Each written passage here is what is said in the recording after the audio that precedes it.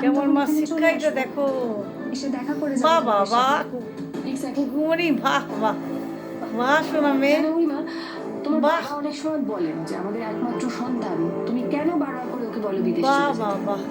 আমি ওরকম করে ভাবি না। আমার মনে হয় যে তোমার হ্যাপিনেস, তোমার ক্যারিয়ার, তোমার progress is very important, actually is the most important. Career করো, থাকো। ওখানে নাচ শেখাবে, আর যদি ইউএসএ যাও তাহলে তো কোনো প্রবলেমই নেই, কারণ আমি প্রোগ্রাম করতে মাঝে মাঝে ইউএসএ যাই, নাচ শেখাতে যাই, আমি গিয়ে দেখা করে আসবো। থেকেই যাও মেয়ের বাড়িতে।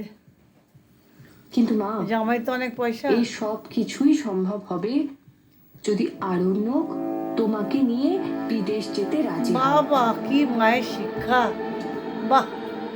আর তোমার এত সত্যিই ভালো সন্দেহ আছে শাশুড়ি। যে আমি তোমায় কতটা ভালোবাসি। আর কি মায়ের শিক্ষা দেখো, সব ঘরে যেমন ছেলের মারা কি করে খাবে। আমি তোমাকে সত্যি কথা বলছি। বাহ, বউ আনবে, আমার মনে হয়েছে সেটা বলছি।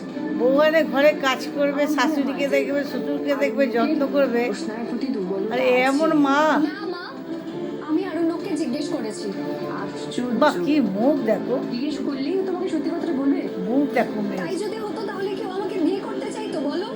আরে তোকে বিয়ে করবে না, রোশনাইকে বিয়ে করবে। রোশনের প্রতি না আরণ্যকের দুর্বলতা থাকতে আরে পারে, চুপ, কিন্তু আরণ্যক আমাকেই ভালোবাসে। তোর যা মুখ আর রোশনির সঙ্গে অনেক অনেক তফাৎ।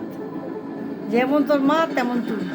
সেটা যদি হয় মা, আমি সবচেয়ে বেশি খুশি হব।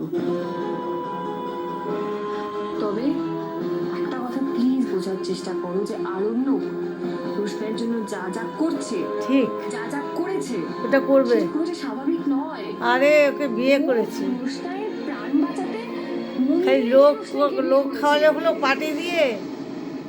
ওই যে একা মন্দিরে বিয়ে করেছে, এটা কি বিয়ে না? দেখেছো তো, তুমি আমার কোনো কথাই শোনো না। আমি এক্ষুনি একটা গাড়ির আওয়াজ পেলাম, কেউ না কেউ এক্ষুনি চলে আসবে। তুমি যদি তাদের সামনে কথাগুলো বলো, আমি কিন্তু সত্যিই তোমার সঙ্গে আর কথা বলবো না।